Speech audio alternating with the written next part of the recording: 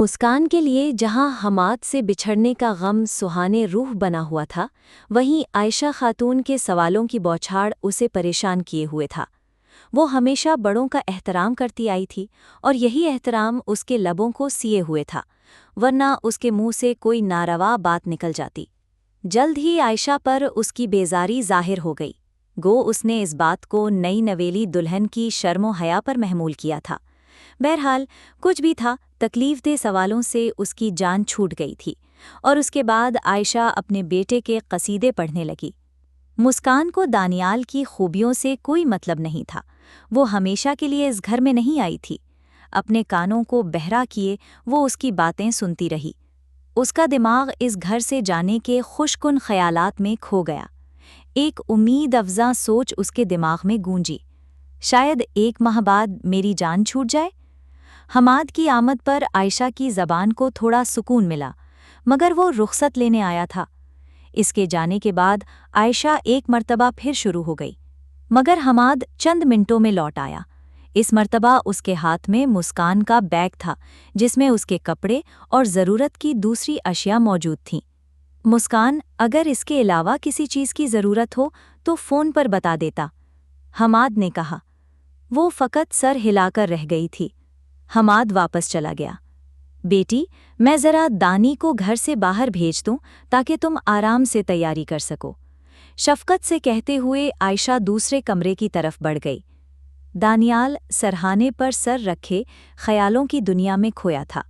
मुस्कान से मिलकर उसने गुफ्तगू की इब्तिदा कैसे करना थी और फिर वो उसे मुंह दिखाई में क्या देता।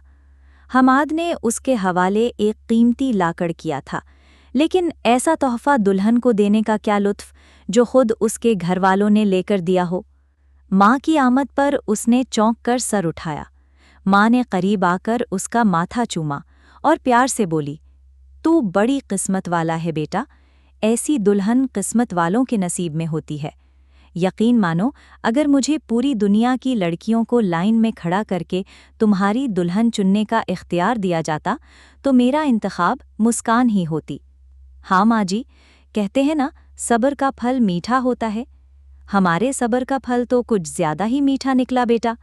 ये मुक़द्दर के खेल हैं माँ जी। आयशा सुख भरा सांस लेते हुए बोली, सही कहते हो बेटा।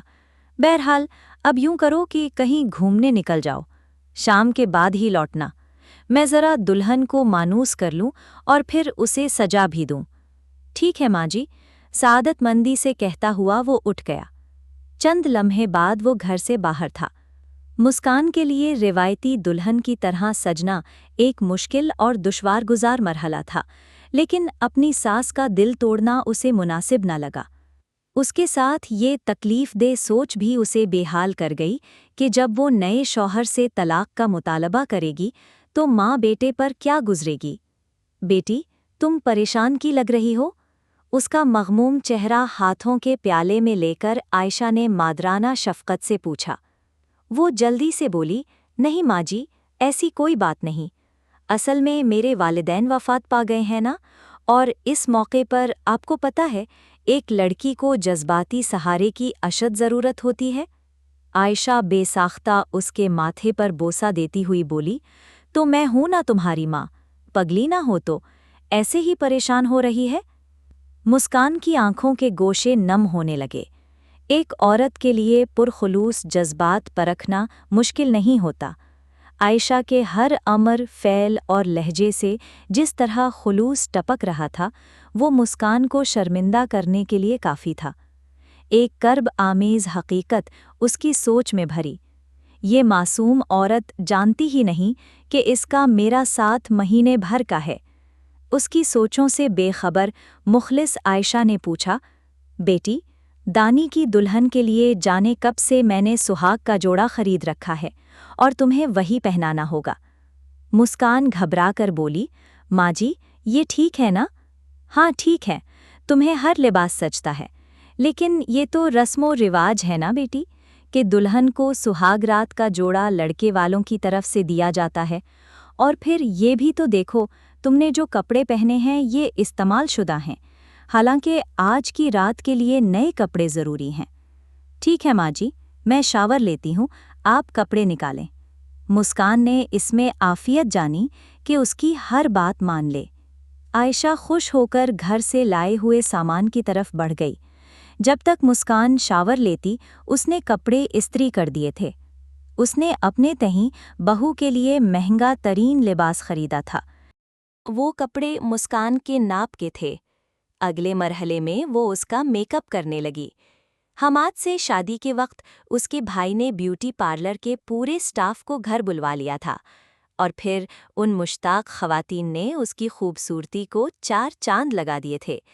شب زفاف کے لیے لاکھوں کی مالیت کا لہنگا خریدا گیا تھا، اور آج ایک مزدور کی دلہن بنتے ہوئے چند 100 مالیت کا سرخ جوڑا اور عامیانہ میک اپ۔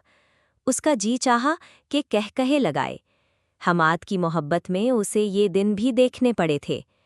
وہ خاموش بیٹھی عائشہ خاتون کے لیے تختہ مشق بنی رہی۔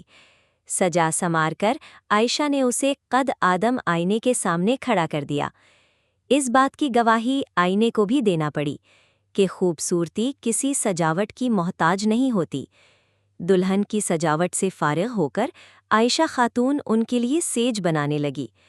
مسکان کی جان وقتی طور پر اس سے چھوٹ گئی تھی۔ وہ آنے والے جان گسل لمحات کو سوچنے لگی۔ گھر سے نکل کر حماد نے بازار کا رخ کیا۔ اس کا ارادہ مسکان کو منہ دکھائی میں دینے کے لیے کسی تحفے کے انتخاب کا تھا۔ ایک بک سٹال کے قریب سے گزرتے ہوئے اس کی نظر اسلامی شادی نامی کتاب پر پڑی۔ اردو وہ آسانی سے پڑھ لیتا تھا۔ اس نے وہ کتاب خرید لی، اور پھر اسی موضوع پر اسے 2-3 اور کتابیں نظر آئیں۔ لگے ہاتھوں اس نے وہ بھی خرید لیں۔ اس کے بعد پوری مارکیٹ کو چھان کر اس نے منہ دکھائی کا تحفہ خریدا، اور پھر پارک میں بیٹھ کر ان کتابوں کو پڑھنے لگا۔ شام تک کا وقت گزارنا اس کے لیے کارے دار تھا، مگر اس کی یہ مشکل کتابوں نے حل کر دی۔ ان معلوماتی کتابوں سے اسے کافی اچھی باتیں پتہ چلی تھیں۔ شام کی اذان کے ساتھ اس کے قدم گھر کی طرف بڑھ گئے۔ حدیث شریف کے مفہوم کے مطابق کسی بھی لڑکی کو شریک حیات بنانے کی 4 وجوہات ہوتی ہیں: خوبصورتی، حسب و نسب، دینداری اور دولت مندی۔ اور پھر آپ صلی اللہ علیہ وسلم نے فرمایا، جس کا مفہوم یہ بنتا ہے کہ ان میں سے سب سے بہترین وجہ دینداری ہے، لیکن فی زمانہ سب سے زیادہ ترجیح خوبصورتی اور دولت مندی کو دی جاتی ہے۔ شروع میں دانیال بھی چندے آفتاب، چندے ماہتاب، حور شمائل، دودھ کی رنگت، غزال سی آنکھیں، مورنی سی چال، کالی گھٹا جیسی زلفیں، یاقوتی ہونٹ، سراہی دار گردن، کشمیری سیبوں سے گال، چیتے کی کمر، عربی گھوڑی سی پشت، شیریں دہن، عمدہ پختن، پھول سے نازک، کلی سے کومل، اور پتہ نہیں کن کن خصوصیات کی حامل دلہن کے خواب دیکھتا تھا۔ اور جب عملی طور پر کوئی قبول صورت لڑکی بھی نہ ملی تو اس کا معیار بہت نیچے آ گیا کہ کوئی ایسی لڑکی ہونی چاہیے جو اس کی ہو، اور بس۔ اس کی شکل و صورت چاہے جیسی بھی ہو، لیکن وہ ناکام رہا۔ جوانی کے ابتدائی سال اس کی خواہش حسرت ناتمام بن کر اس کے سینے میں مچلتی رہی۔ ناتمام یہاں تک کہ شادی کرنے کے لیے وہ اتنا حواس باختہ ہوا کہ جرم کی راہ پر قدم بڑھا دیے۔ یہ تو اس کی قسمت اچھی اور ماں کی دعائیں ہم رکاب تھیں کہ وہ جرم کی دلدل سے بغیر لتھڑے نکل آیا، اور شاید اس کی یہی ادا اللہ تعالیٰ کی کریم ذات کو پسند آئی کہ سپنوں کی تعبیر اسے مسکان کی صورت میں مل گئی۔ مسکان نہ صرف شکل و صورت میں اس کے سپنوں کی شہزادی سے بڑھ کر تھی، بلکہ دولت مندی اور دینداری میں بھی اپنی مثال آپ تھی۔ دانیال نے اس کی دینداری کا اندازہ اس کے نقاب اوڑھنے سے ہی لگا لیا تھا۔ اسے یقین تھا کہ حسب و نسب کے لحاظ سے بھی وہ کم از کم دانیال سے کئی گنا زیادہ ہوگی۔ وہ جیسے گھر میں داخل ہوا، اس کی منتظر ماں بے صبری سے آگے بڑھی۔ آ گیا میرا لال۔ اس کا سر جھکا کر اس نے دانیال کے ماتھے کو چوما اور پھر جانے کون کون سی دعائیں پڑھ پڑھ کر اس پر پھونکنے لگی۔ دانیال پرسکون سا ماں کے سامنے سر جھکائے کھڑا رہا۔ اپنی ماں کو خوش دیکھ کر اس کی خوشی دو چند ہو گئی تھی۔ وظیفہ ختم کر کے وہ بولی، بیٹے، اللہ پاک نے ہم پر بہت کرم کیا ہے۔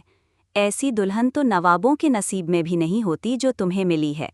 یہ نہ ہو اپنی کسی بات سے اسے خفا کر دو۔ یتیم بچی ہے، ماں باپ نہیں ہیں، اس کا خیال رکھنا، اسے خوش رکھنا۔ اگر خلاف طبیعت کوئی بات پاؤ تو برداشت کرنا۔ بیوی نہیں، دوست اور ساتھی سمجھنا۔ اس کی بات کو اتنی ہی اہمیت دینا جتنا توقع کرتے ہو کہ وہ تمہاری بات کو اہمیت دے۔ اب جاؤ، اور ہاں، شکرانے کے 2 نفل ضرور پڑھ لینا۔ آپ کو شکایت کا موقع نہیں ملے گا امی جان، سعادت مندی سے کہہ کر وہ حجلہ عروسی کی طرف بڑھ گیا۔ اس کا دل آنے والے خوش کن لمحات کے خیال سے لرزنے کے انداز میں دھڑک رہا تھا۔ اسے اپنی پیشانی گیلی گیلی محسوس ہوئی۔ یہ پسینہ اس کے اندرونی ہیجان کو ظاہر کر رہا تھا۔ کمرے کا دروازہ ہلکے سے کھٹکھٹا کر وہ اندر داخل ہوا۔ اس کی ناک سے بھینی بھینی خوشبو کرائی۔ اس کے وجدان نے کہا، لازماً یہ مسکان کے وجود کی خوشبو ہے۔ السلام علیکم۔ وہ کتاب میں پڑھی ہدایت پر عمل کرنا نہ بھولا۔ اسے نہایت مدھم وعلیکم السلام سنائی دیا۔ اس آواز میں شامل نغمگی، سر اور مٹھاس دانیال کو مدہوش کر گئی۔ ایجاب و قبول کے وقت بھی اس نے یہ آواز بڑی توجہ سے سنی تھی۔ اس وقت بھی اس کی یہی کیفیت ہوئی تھی۔ وہ سرخ کپڑوں کی ڈھیری کے قریب بیٹھ گیا۔ 2-3 دفعہ کھنکھار کر گلا صاف کرنے کے بعد اس نے تمہید باندھی۔ مسکان کا دل آنے والے جان گسل لمحات کے خوف سے لرز رہا تھا۔ وہ جانتی تھی کہ دانیال کی تعلیم نہ ہونے کے برابر ہے، اور یہ کہ وہ ایک مزدور ہے۔ نامعلوم پہلی رات بیوی کے ساتھ اس کا رویہ کیسا ہوگا۔ گنوار آدمی سے اچھے اخلاق کی توقع ہی فضول تھی۔ اس کے ساتھ وہ یہ بھی جانتی تھی کہ عورت ہمیشہ سے محکوم رہی ہے، اور شوہر کے مزاج کے مطابق ڈھلنا اس کا مقدر ہے۔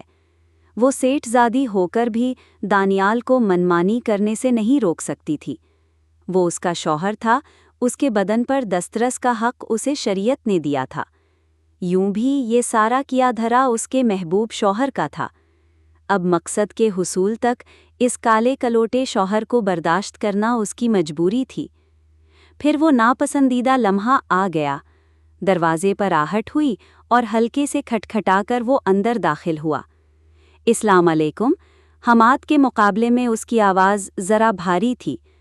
اسے یاد آیا کہ حماد نے پہلی رات سلام ڈالنے کی زحمت گوارا نہیں کی تھی۔ اس نے واجب کی ادائی کا لحاظ کرتے ہوئے آہستہ سے وعلیکم السلام کہا۔ وہ نپے تلے قدم رکھتا ہوا اس کے قریب آ کر بیٹھ گیا۔ مسکان کو حماد کی آمد یاد آئی۔ اس نے آتے ساتھ اس کا گھونگھٹ اتار کر پھینک دیا تھا۔ اس دن اس کے رویے کو دیکھ کر مسکان کو یوں محسوس ہوا تھا جیسے اسے فقط مسکان کے بدن سے غرض ہو۔ کنواری ہونے کے باوجود وہ بعض علماء کی شادی کے متعلق لکھی گئی کتب کا مطالعہ کر چکی تھی۔ حماد نے سراسر بیہودہ طریقہ اپنایا تھا، مگر وہ اسے یوں بھی زیادہ محسوس نہیں ہوا تھا کہ وہ حماد سے مانوس تھی۔ آج حماد کی جگہ دانیال نے سنبھالی تھی، جو نہ تو شکل و صورت کے لحاظ سے حماد کی طرح تھا اور نہ تعلیم ہی اس جتنی تھی۔ سب سے بڑھ کر مسکان کے لیے بالکل اجنبی تھا۔ چند لمحے خاموش رہنے کے بعد اس نے کھنکھار کر گلا صاف کیا۔ دوبارہ اور سہبارہ یہی عمل دہرانے کے بعد وہ مدھم آواز میں گویا ہوا۔ پیاری مسکان، سہاگ رات میں شوہر سب سے پہلے دلہن کو منہ دکھایا کرتا ہے تاکہ کریم رب نے اس کے لیے جو پاکیزہ چہرہ دیکھنا حلال کیا ہے اس کا شکر ادا ہو۔ میں تمہاری تصویر دیکھ چکا ہوں اور قسم کھا کر کہتا ہوں تم دنیا کی سب سے پیاری، موہنی اور خوش شکل بیوی ہو۔ تمہارے شایان شان منہ دکھائی دینا میرے بس سے باہر ہے، اس وجہ سے نہیں کہ میں ایک غریب مزدور ہوں۔ باخدا اگر میں سکندر اعظم جتنی سلطنت کا مالک ہوتا تب بھی اس دشواری کو اتنا ہی محسوس کرتا جتنا آج کر رہا ہوں۔ نہ تو تاج محل اس قابل ہے کہ تمہارے رخ روشن کی دید کا معاوضہ بن سکے، اور نہ کوہ نور ہیرا ہی اس قابل ہے کہ اس کا بدل ہو سکے۔ حماد غالباً آپ کا قریبی رشتہ دار ہے، اس بھلے آدمی نے منہ دکھائی میں دینے کے لیے ایک خوبصورت لاکٹ دیا ہے۔ اس نے مخملی ڈبیا جیب سے نکال کر اپنے سامنے رکھ لی۔ اس کی بات جاری رہی، مگر ایسی منہ دکھائی بھی کیا منہ دکھائی ہے کہ بیوی کے سرپرست کی طرف سے عنایت کی جائے، گویا وہ پہلے ہی سے عورت کی مالکیت ہے نا؟ اس نے مسکان سے تصدیق چاہی، مگر وہ خاموش بیٹھی رہی۔